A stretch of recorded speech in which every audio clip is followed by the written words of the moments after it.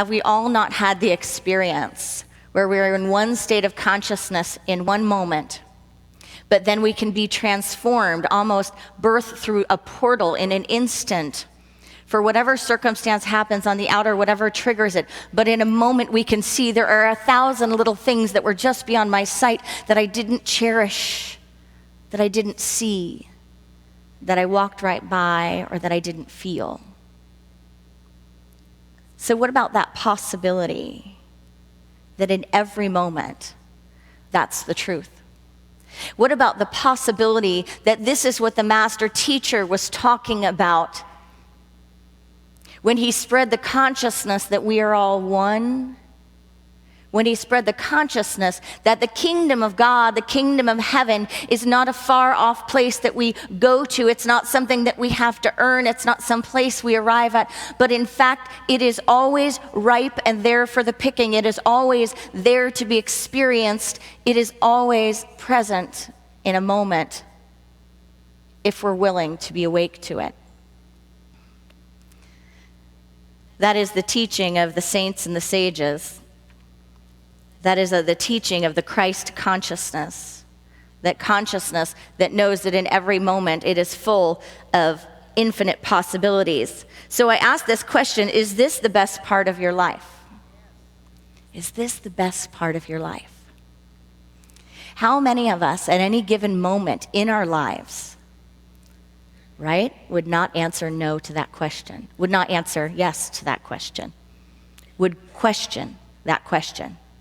And go, well, the best part of my life was when, or the best part of my life is going to be when. Would you not imagine that the most common of the human experience would be, when posed with that question, is this the best part of your life? No. That in fact there's a continuum of life. And in any given moment, if we were asked that, we would probably answer no. But what happens later on in moments of reflection when we look back? In moments of reflection when we look back and we say, that was when I was near this person. That was when this person was alive. That was when I was growing. That was when this was happening. That was when spiritually this was going on. That was when this, when that, and I just didn't see it at the time. And for each of us, we've had those moments where we come to the completion of one era in our lives, one little field of consciousness, one field of growth or development, and we go, ooh, it's over. And we start to then change our vision of what it was and start to miss it and start to cherish it.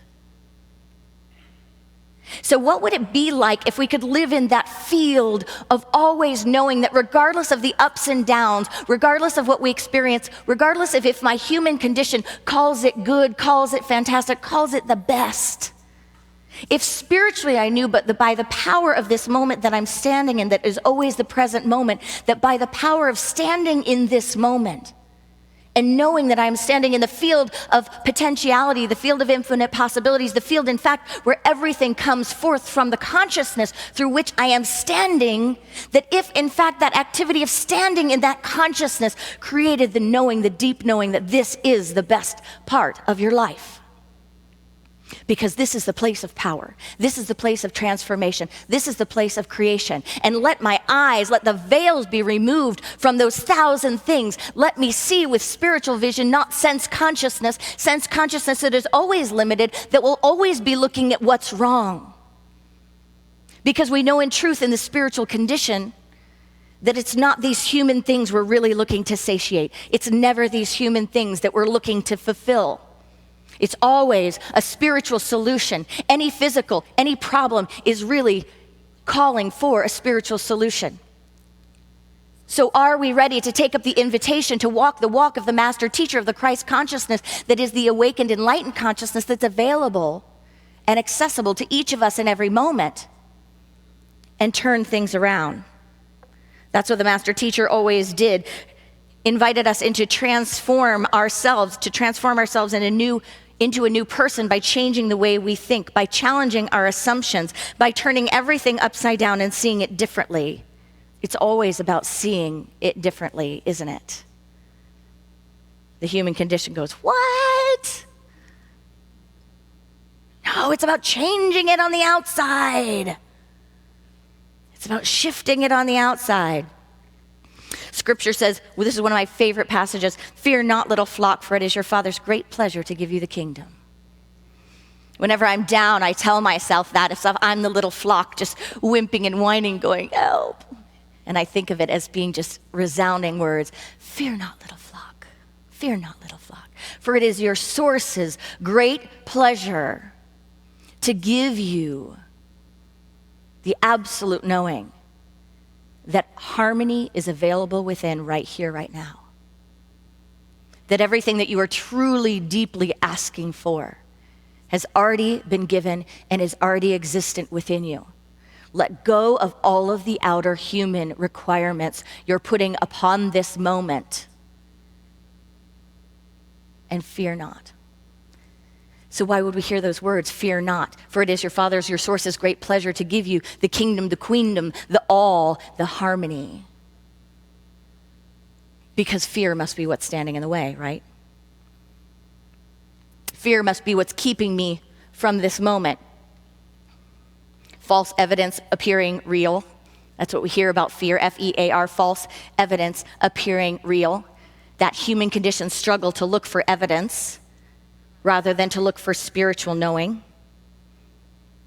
So imagine what keeps us from this kingdom. Life not going as we planned it, right? Life not going as planned. Not having control. Not having the answers. Being with the unknown. Living in that unknown and the discomfort of knowing how to be with the unknown. Living in the past, living in the future with attachments to how it should have been, how it could be. Not being in agreement with what is, with the present moment. How are we when our plans unravel? How do we show up when our plans unravel? We've been talking with our leadership in the community and our board about strategic planning. There's so much that happens in organizations and then in the microcosm in our own little minds, right? Because if we're alive, we planned for the future. If we're alive, we have expectations. So we've been talking about strategic planning, and the funny answer is that even with as much that goes into planning our own lives and planning for a community, planning for the unity movement, let's even say, right?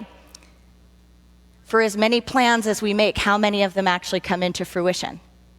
Very few. So you can ask anyone that runs a business, how many strategic plans have you been involved in, and how many actually were acted out in the way they were planned? And it's a very small number. So then, one of our board members brilliantly presents a different view, a different perspective. So then what we're really looking at when we say strategic planning is not strategic planning, but it's strategic movement, it's strategic leadership, it's strategic thinking. Because it is this thinking that empowers us. So how does that relate to our everyday life? Well, it's strategic spiritual approaching every part of our lives. Because we know that the planning is an illusion. So how does that illusion fly in the face of unity teachings? That you create your reality. You create your reality. You design it. Design your life. If you've been in unity for a long time, you've probably made one of those lists, and then showed up and go, what? That's not on my list. That is not on my list. That's not what I wrote down in the paper. That class. So does it fly in the face of unity's teaching that we create our reality? And where is our power point? Where is our consciousness to create? And how do we access that? How do I respond to what life brings? And how I respond to what life brings creates the field of what comes next.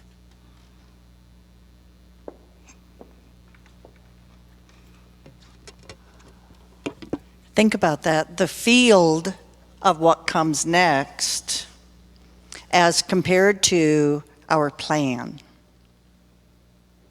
And we all have a life plan because consciously or unconsciously, that plan shows up in our expectation. What she's going to say, how he's going to behave, who's going to show up for the meeting and who doesn't, and what my story about that is. So when you heard that question, is this the best part of my life? How many of us thought, I don't know. Did anybody think, I don't know? A few of us. What if, have any of us ever experienced, Reverend Erin mentioned the ups and downs. Have any of us ever experienced what I like to call a hot mess period of life? Maybe just only ministers experience that. Because I didn't see any hands go up. And what if I could call this hot mess the best part of my life? Been through many in my life experience, and I remember one in particular about 8 or 10 years ago. It was a lengthy hot mess. There was a lot for me to know.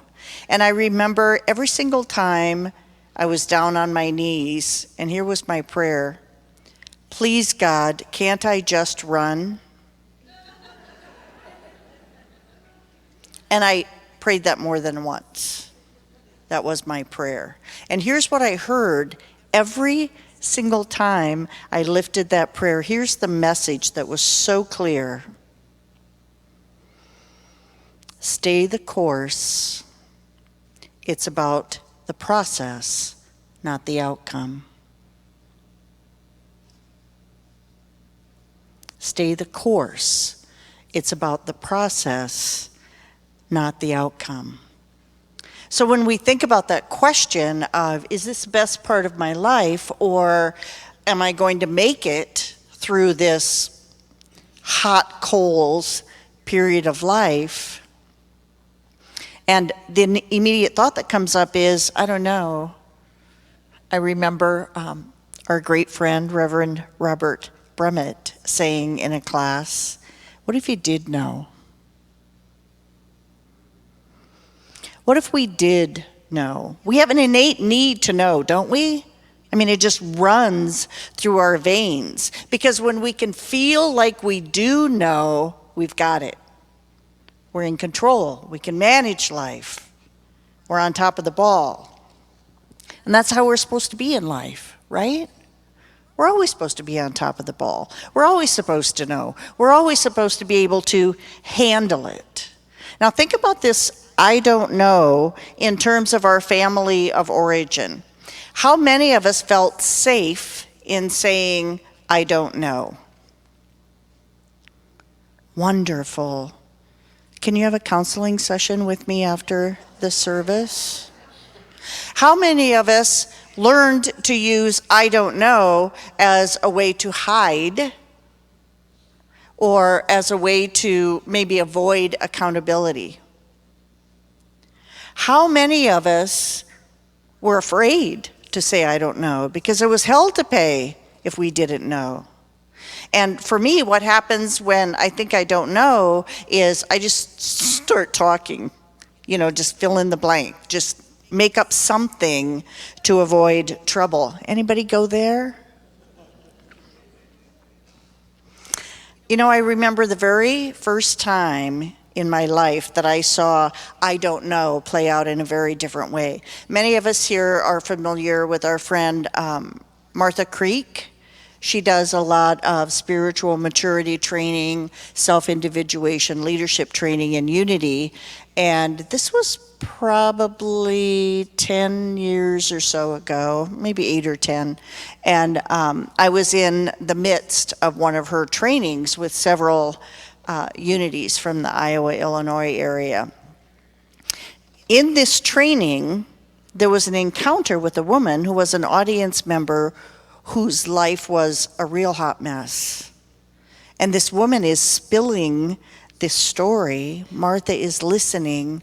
My anxiety is ratcheting up word by word because I'm imagining myself as a minister in the chair across from that person thinking, what would I say? How would I support? How would I help? How would I fix that? And you know what? The woman took a breath finally and quit talking. And Martha looked at her ever so compassionately and said, "Is there a question, Angel?" The woman looked up at her and blurted out, "What should I do?" And I was like out of my mind, anxious by then. Martha looked at her, you know Martha, like all the love and compassion and presence in the world. And she looked at her and out of her mouth came, "I don't know, Angel." My gasp was audible throughout the room. I kid you not. In that instant, something cracked open in me, and I literally gasped because my mind said, I didn't know that was an option. I did not know until that moment that when someone says, I don't know, the entire sky does not cave in. You think it's funny. I didn't know that I could say that. So imagine how our lives would shift if we adopted this practice of I don't know. Because our need to know is our intellectual mind, right? It's not our higher self. It's not our spiritual self. And that need to know is an insatiable impulse.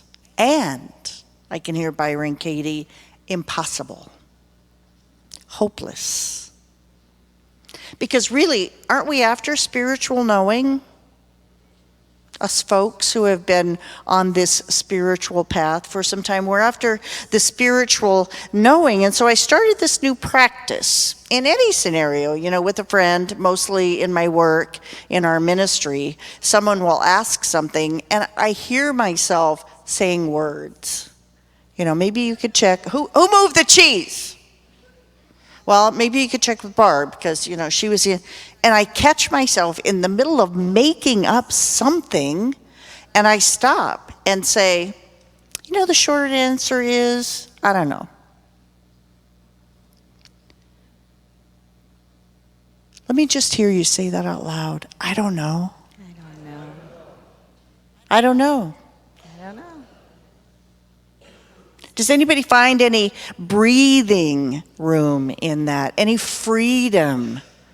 Any space? Do we have to know? Do we have to know?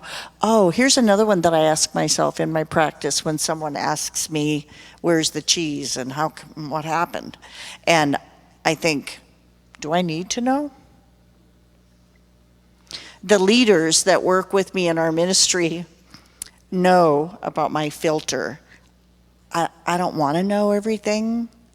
I don't need to know everything. I understand what my role is here. I understand what your role is. You take care of that. Don't tell me how the watch was made, okay, Joan? Just tell me it's working. And if it's not working, please tell me you've called someone to come fix the damn watch. Okay?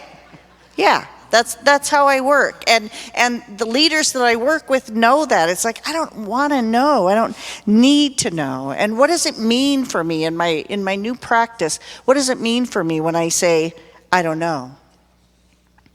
I'm finding, because it's been 3 or 4 years now that I've been in this practice, and I find such breathing room and such space. Where it takes us, my friend, is to that field of possibility. If we're not the ones that has to know, here's what I find. Someone usually does. And particularly in a spiritual leadership situation, it's very interesting to be with a group of people right here, Unity Village, Unity World Headquarters. What are we going to do? What's going to happen? How's that going to turn out? Not one person in this room knows, do we? So what is our prayer? What is our prayer when we don't know? Because when we step into the I don't know realm, we have just invited Spirit in to co-create a fascinating experience with us. When we invite Spirit in to co-create with us, we're no longer on our own. We're no longer driving the bus solo. And another realization came to me a few years later. I was with a congregant whose life was upside down and was a hot mess. She's talking and wringing her hands, and I said, "What is it?" And she said, "I don't know what's going to happen." And before my mouth opened, there was a deeper visceral knowing in me, and I looked over at her and said, "None of us do, honey. None of us do." Is there some freedom in that? Because really, do we ever know? Do we ever know? Our co-founder, Charles Fillmore, said that the only true knowing is spiritual knowing. So, yeah. Can I get an amen? So to create our spiritual knowing, we have some tools, yes? 3 tools. We step into the observer self-awareness role. When I don't know comes up, what does that mean? Does that mean I'm hiding? Does that mean I'm escaping accountability? Does it mean I'm the deer in headlights, afraid of not knowing? Does it mean I need to make up something to avoid trouble? Or does it mean I'm overcome by paralysis and I just kick into stuck? So I always say awareness is 90% of the path, right? Observer awareness, and from there we find our portal to peace. When I'm in one of those situations where there's a need to know, the first question that I'm asking myself is, who or what can I manage here? I don't know about you, this is a full-time job. So when I'm in that scenario, the only thing I manage is my thoughts, my spiritual truth, and my response, not my reaction, very different. My response I can manage. And then I'm standing in the field of possibility, co-creating what comes next. And finally, our third step, we ask ourselves, no matter how hot the coals were, I knew in that period of my life that it was a life-defining time for me.